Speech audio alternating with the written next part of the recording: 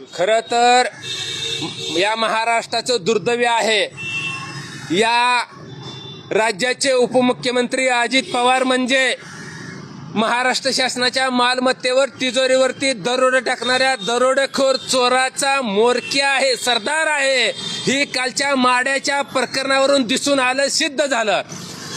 मला अजितदादांना विचारायचं आहे, अजित पवार साहेब तुम्ही या राज्याचे उपमुख्यमंत्री आहे, विसरू नका. कदाचित तुम्ही चिल्लर कार्यकर्त्यासारखं वागायला लागलाय. अहो अजितदादा, ज्या IPS अंजनी कृष्णा यांनी ज्या ठिकाणी कारवाई करायला गेल्या होत्या, ते तुमचा कार्यकर्ता कुठलीही रॉयल्टी शासनाकडे न भरता, तहसीलदारची परवानगी न भरता न काढता, ती डायरेक्ट माझे नाही माझ्या बापाची इस्टेट आहे म्हणून शासनाच्या मालमत्तेवर दरोडा टाकत होता. आणि अशा चोरांची पाठराखण तुम्ही करता, तुम्ही IPS मॅडमला दम देता, तुम्ही बेकायदेशीरपणे त्यांना सूचना करता कारवाई करायची नाही म्हणून. अहो अजितदादा पवार, तुम्हाला कारवाई करायचा एवढा जर नाद आहे ना, एवढं जर तुम्ही कायद्याच्या चाकुरीत राहून जर काम करत असेल, तर अजित पवार साहेब तुम्हाला थेट माझा प्रश्न आहे, तुमचा जे चिंदीचोर कार्यकर्ता आहे ना बाबा जगताप, त्यांनी जी तुम्हाला फोन लावून दिला ना, त्या बाबा जगतापाची कहाणी तुम्हाला माहिती आहे का अजितदादा? अहो ते प्युअर बेवडा संत्री, हातभट्टी गांजा आपू चरस पिणारा तुमचा ते बेवडा कार्यकर्ता, आणि त्याचं ऐकून तुम्ही एक IPS अधिकाऱ्याला दम देण्याचं काम केलं. पण तुम्ही ही विचार केला नाही की ह्याची काय कर्तृत्व आहे.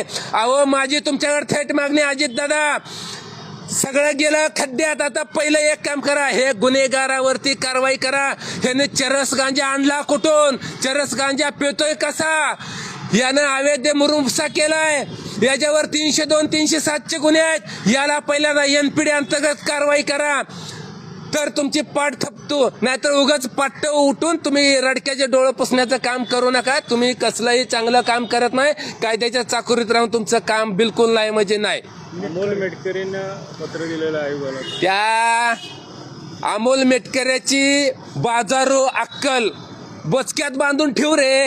अमोल मेटकरे कसला तू शाहू फुल्याचा कार्यकर्ता, शाहू फुल्याचा विचार घेऊन चालणारा मन, मोठं बोलतोस का नुसतं? अरे तुम्ही बहिणीच्या जीवावर मताची झोळी घेऊन भीक मागणाऱ्यानो, तुम्ही आता बहिणीवर काय प्रसंग आणता, तुम्ही त्या बहिणीला दम देता चांगलं काम केल्यामुळं.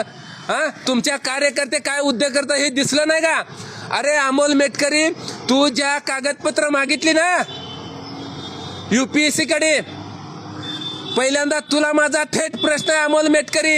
अरे पहिले अजित पवारांना 70,000 कोटीचा घोटाळा केला, त्याची कागदपत्र पहिले जनतेसमोर ठेव आणि मग तू तोंड वरती करून कागदपत्र माग, तुला जागा आहे. परंतु तुमचं ठेवायचं झाकून आणि दुसऱ्याचं बघायचं वाकून. अमोल मेटकरी बंद कर. प्रवक्ते उमेश पाटील म्हणतात 2 नंबर धंदेवाल्यांना कदापि पाठीशी घालत नाही. मला यांना एकच सांगायचं आहे, कालचा माड्याचं प्रकरण 100 नाही 1000% सगळ्या जनतेला कळून चुकलंय की 2 नंबर वाल्यांचा अजित पवार आहे, 2 नंबर वाल्यांचा अजित पवार आहे. 2 नंबर वाल्यांना पाठीशी घालत नाही तर डोक्या घेऊन नाचणारा अजित पवार आहे, काल सिद्ध झालंय. अहो अजित पवार, तुमच्या कार्यकर्त्याला जरा समज द्या. तुमच्यासारख्या आणि तुमच्या पदाधिकाऱ्याच्या वागणुकीमुळे सोलापूर जिल्ह्याचं वाटोळं झालंय. तुम्हाला माहिती आहे का? अहो अनेक तहसीलदारवरती वाळू माफिया मुरुम माफियांनी हल्ला केलं, प्रांतावरती हल्ला केलं, DYSP वरती हल्ला केलं, पोलिसावरती हल्ला केलं. अहो चांगल्या कर्मचारी, तलाठी, तहसीलदार, पोलिसांना बेदम मारहाण केली. हे फक्त तुमच्यासारख्या नाकर्ते राजकारणी आणि पदाधिकाऱ्यांमुळे. याची जिम्मेदार फक्त अजितदादा तुम्ही आहे, तुम्ही. आणि त्यावेळेस तुम्हाला कळालं नाही, त्यावेळेस तुम्हाला सुचलं नाही की बाबा तहसीलदारवरती वाळू माफियाला हल्ला केला, ताबडतोब कलेक्टरला सांगावं, SP ला सांगावं, यांच्यावर NPD अंतर्गत कारवाई करून ह्याला जेलमध्ये टाका. अहो अजित पवार, आता कुठल्या कार्यकर्त्याला आणि कुणाकुणाला टायरात घालून हाणावं? तुम्ही तहसीलदारकडे चौकशी केली का?